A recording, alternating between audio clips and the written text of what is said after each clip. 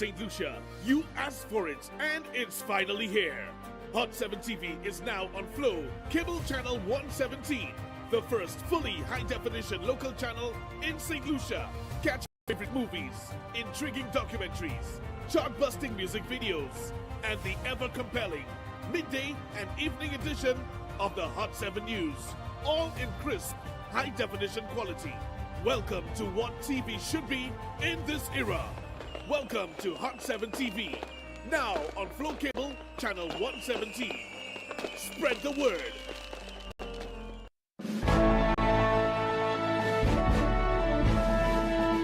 In the headlines, the Ministry of Health officially launched the nation's first national cancer registry. And Sarah Flood-Bobra explains letters sent over SSDF matter.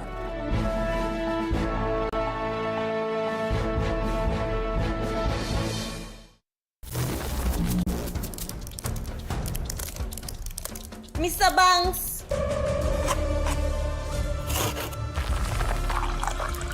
Save me! Different dish, another money problem to solve. I'm on my way.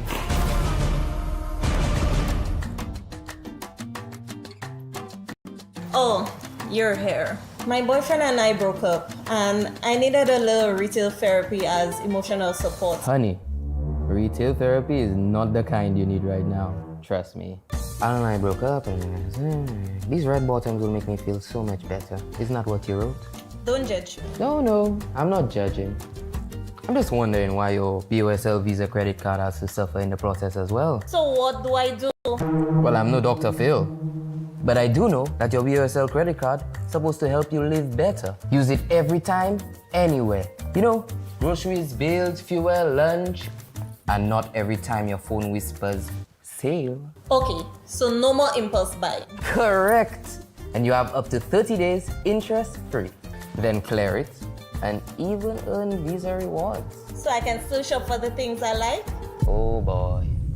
Yes, but don't shop like you're in a race to be shopaholic of the year, okay? Okay. Dear Diary, today I paused, used my BOSL Visa credit card the smart way, and even earned rewards. Another money problem solved. I love this job. When smart banking advice is needed, Mr. Banks answers the call. Mr. Banks! Take a chance. Get your tickets. Place your bets. You can be the next Super 6 jackpot winner of $220,000. Get your tickets today.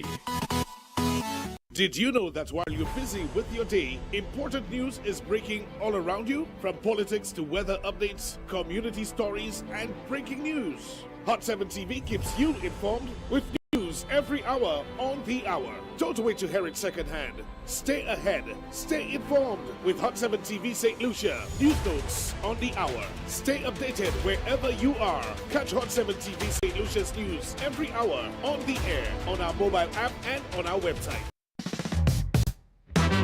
Ready to sing it out? Every other Wednesday, 7 p.m. to 11 p.m. Bring the energy to the ultimate blast karaoke night.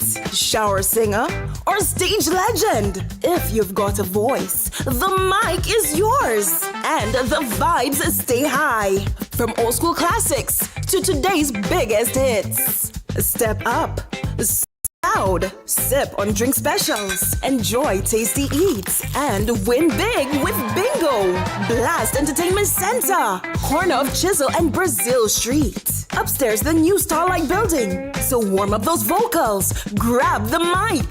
Blast Karaoke Night. Big notes, bigger wins. Get ready for another evening of spectacular performances at Blast Karaoke Night on Wednesday, 12th August 2026.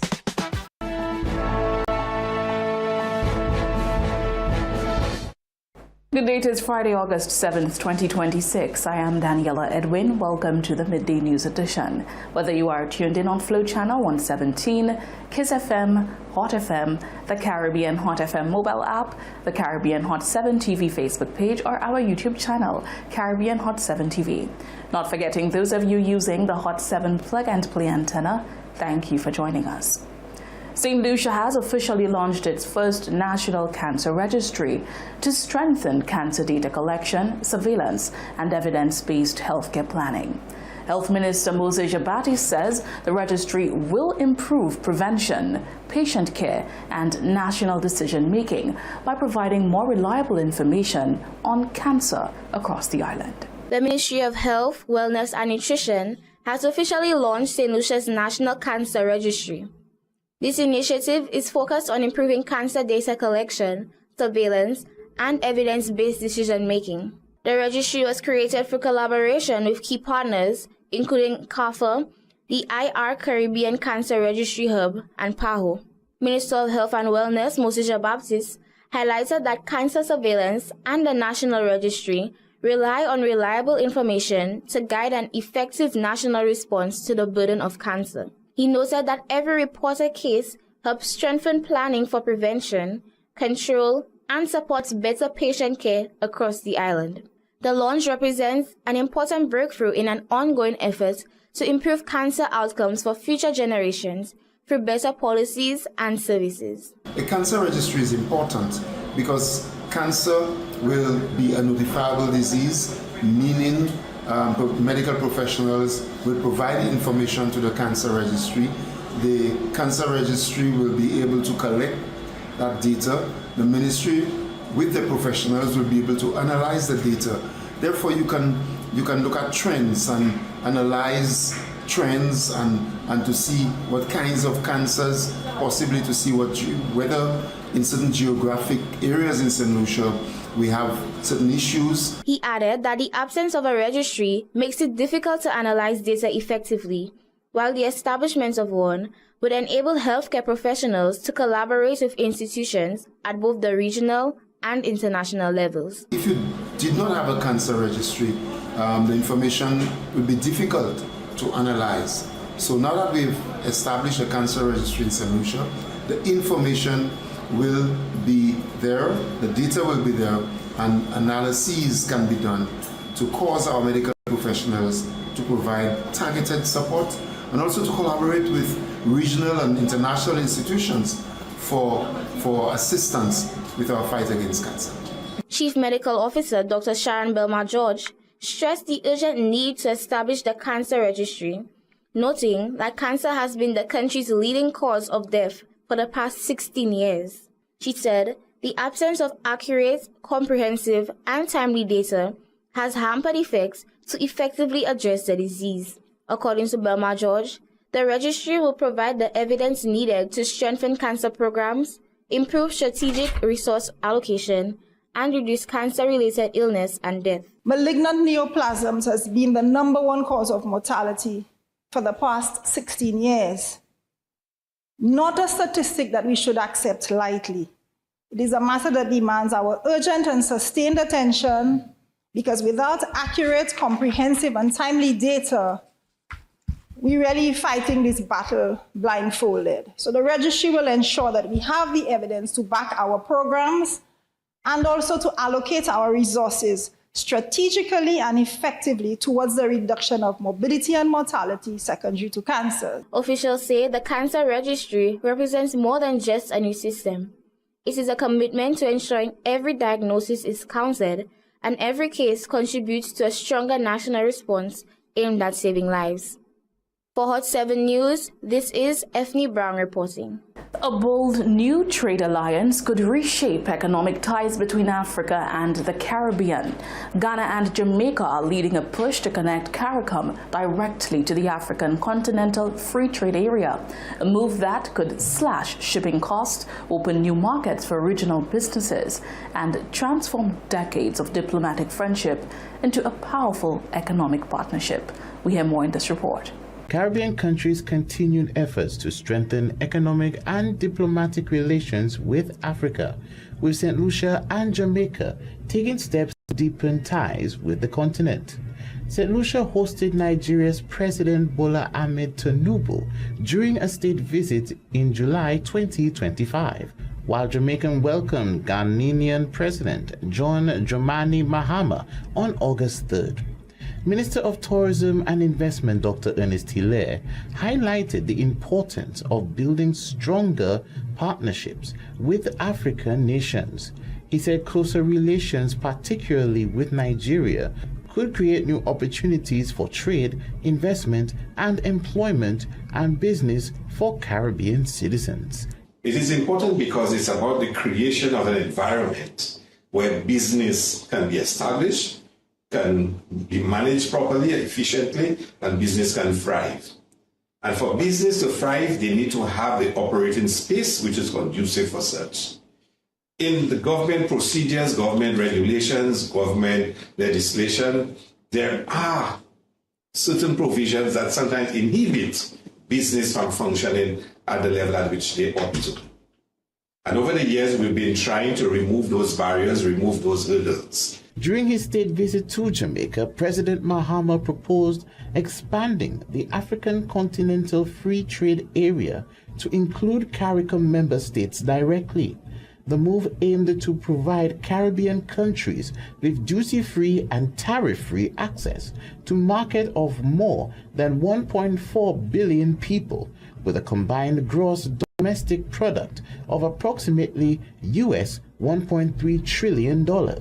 The proposal formed part of wider efforts by Caribbean and African leaders to transform long-standing cultural and diplomatic connections into stronger economic partnerships. When I was speaking with Mr. Prime Minister, I said that one of the things that I would champion when I become AU chair next year, Ghana is assuming the chair of the African Union next year, is to expand the remit of the African Continental Free Trade Area to include the Caribbean.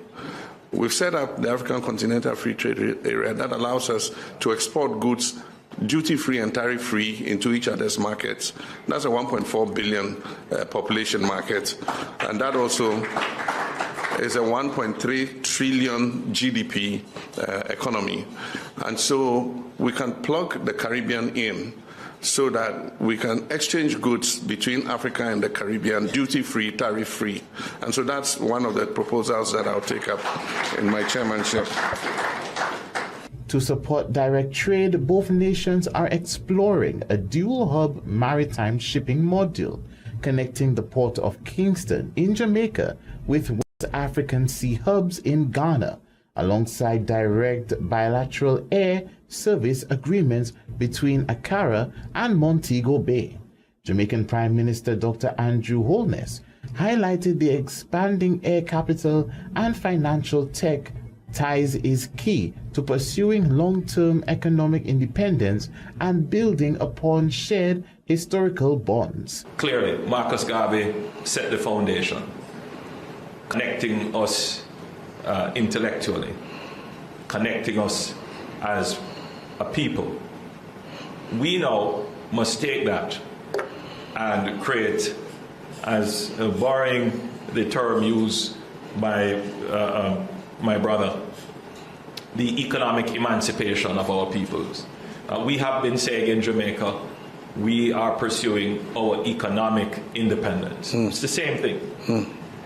And that means that we must not be fearful of exploring the trade and commercial aspect of that economic and social emancipation. St. Lucia's partnership with African nations was expected to receive a boost as Ghana, Nigeria, and Jamaica strengthened cooperations in areas beyond trade.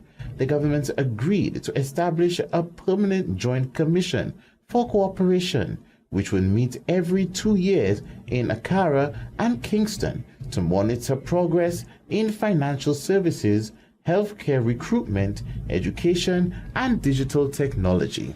For 7 TV News, Josiah Bisek reporting.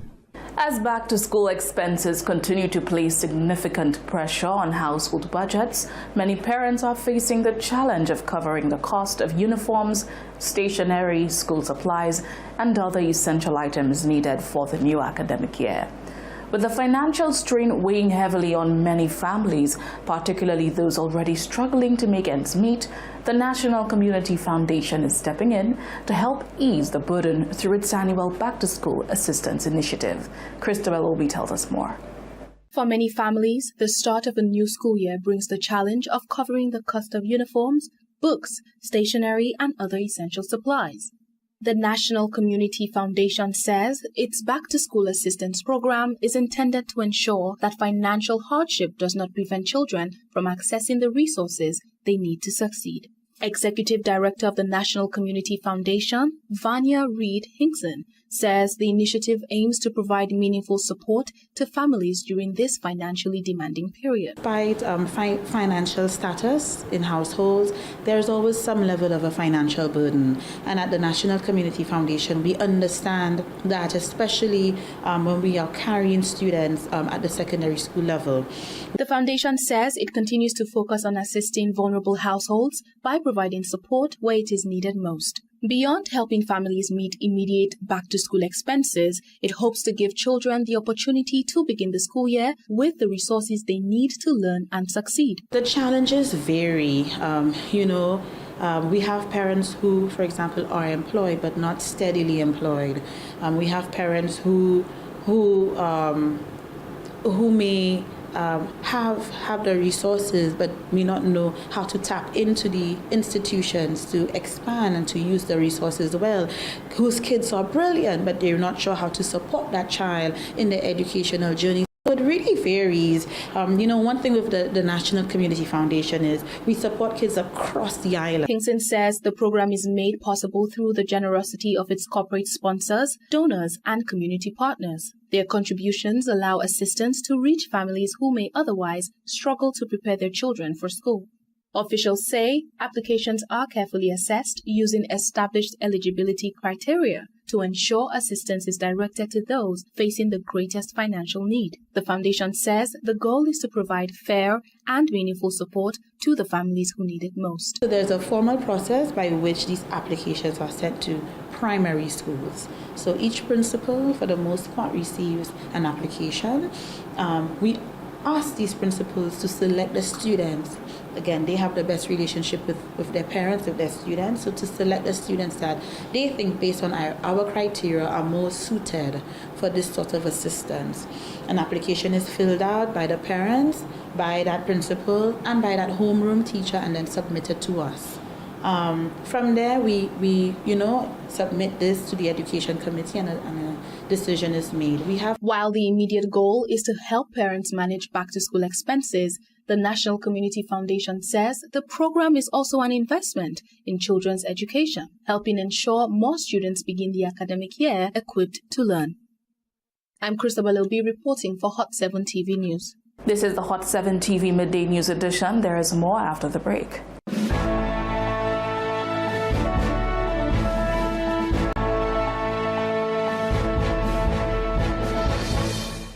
Looking for the best way to advertise? Stop searching. Hot 7 TV gives you more reach, more impact, and more value. Get your business in front of the right audience and watch your sales soar. Don't miss out. Call 452-6040 today and take advantage of our exclusive advertising packages. Hot 7 TV, smart advertising for smart businesses.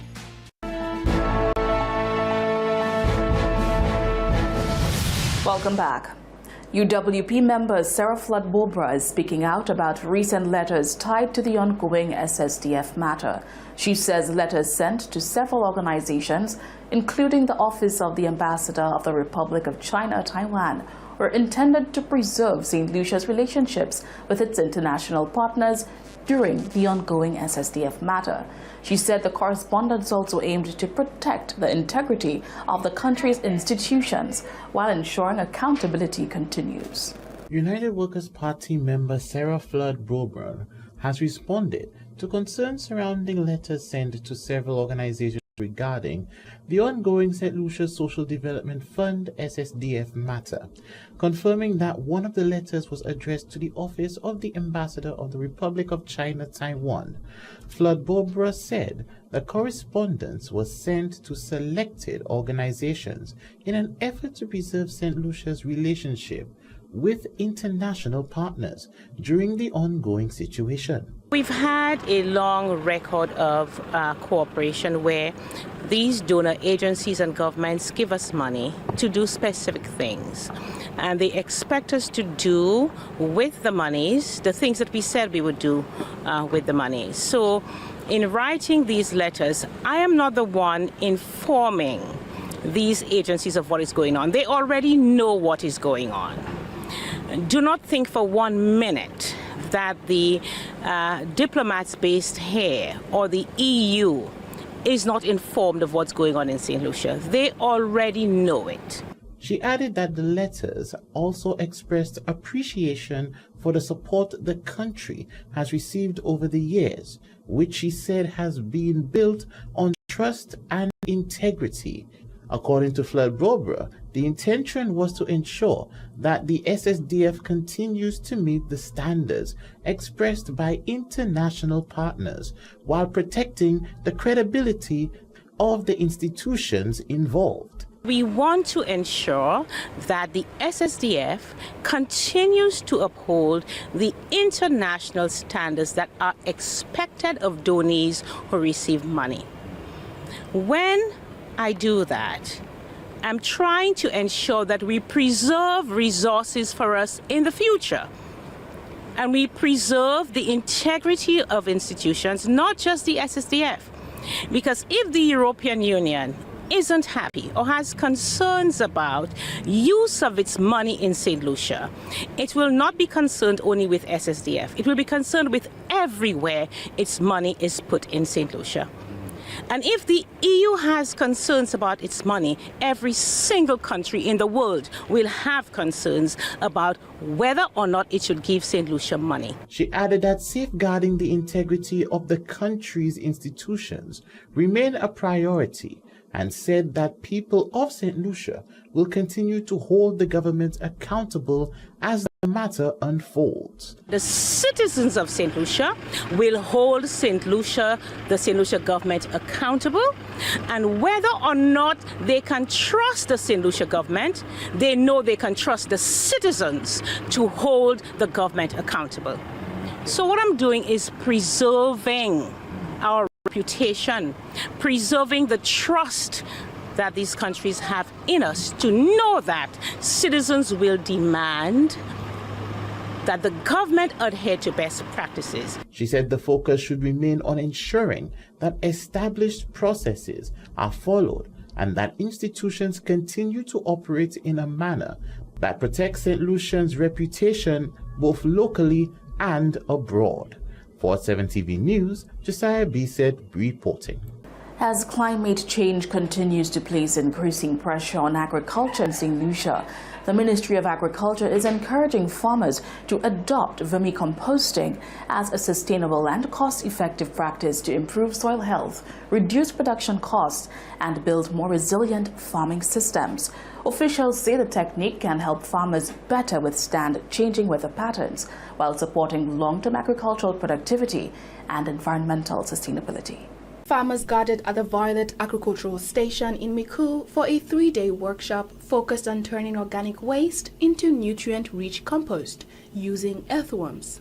The training combined classroom sessions with practical demonstrations, giving participants hands-on experience with vermicomposting techniques. Crop Extension Officer with the Ministry of Agriculture, Kishma Lewis, explained that vermicomposting allows farmers to transform crop residues, livestock manure, and other biodegradable waste into a natural fertilizer, reducing their reliance on synthetic products. Vermicomposting has a multitude of benefits for St. Lucia as a whole.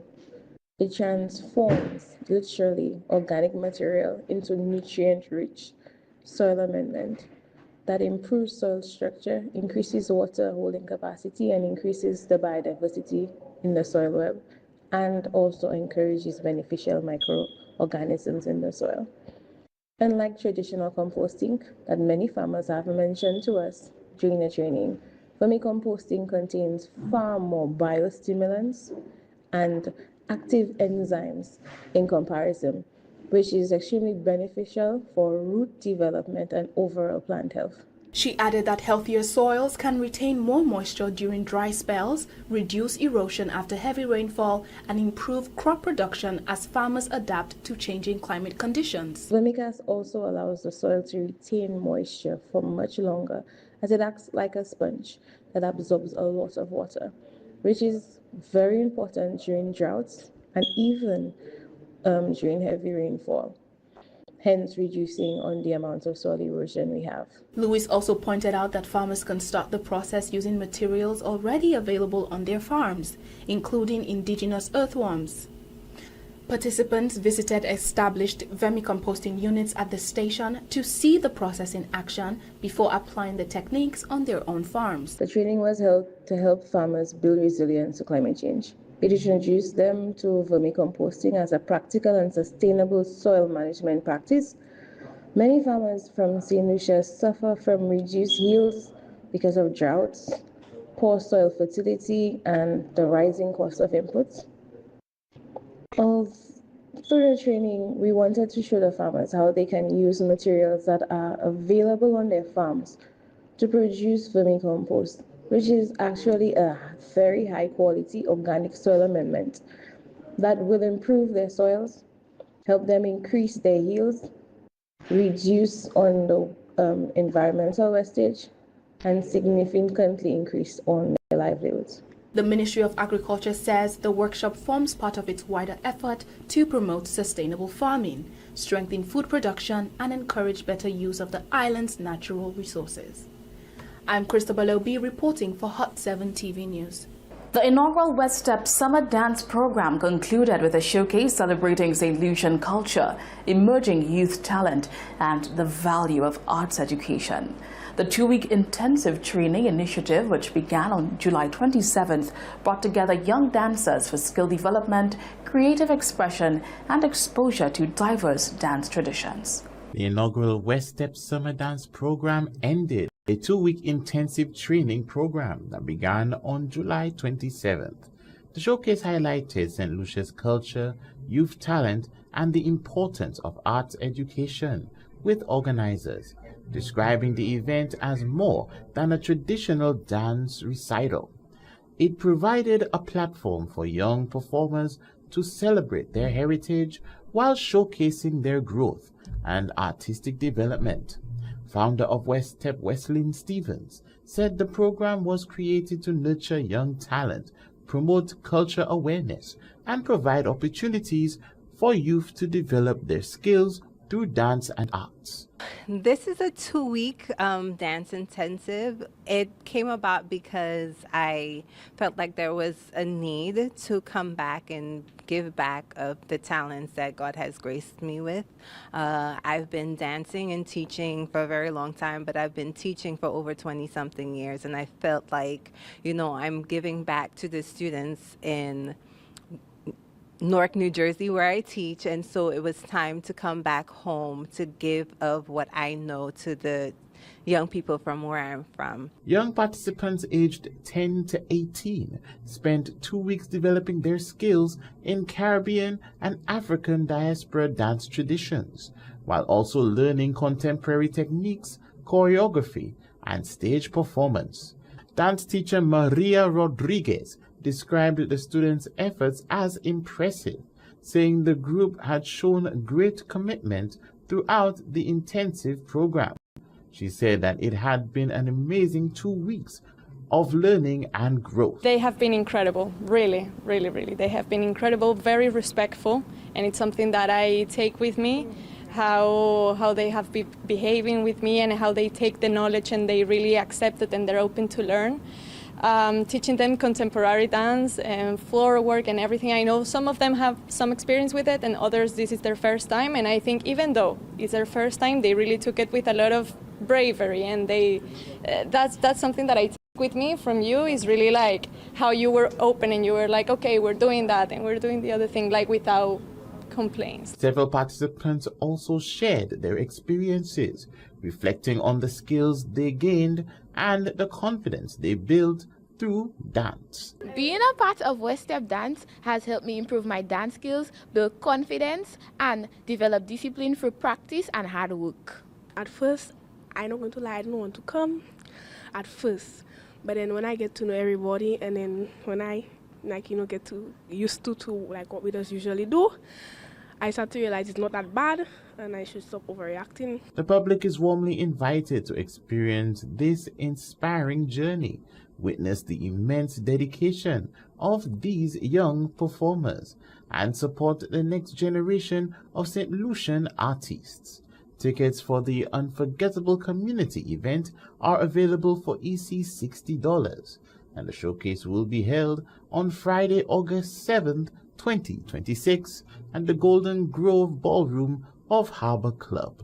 For Hot 7 TV News, Josiah Bisset reporting. We've come to the end of the Midday News edition for today, Friday, August 7th, 2026. Join us again at 6:45 for the Hot 7 TV Nightly News. Until then, have a fantastic day.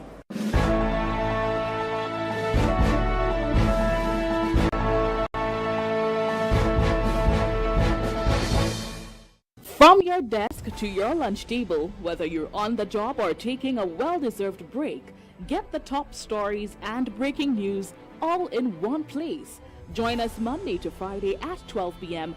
for Hot 7 Midday News, bringing you the latest headlines from St. Lucia and around the region. Stay connected, stay informed, only on Hot 7 TV.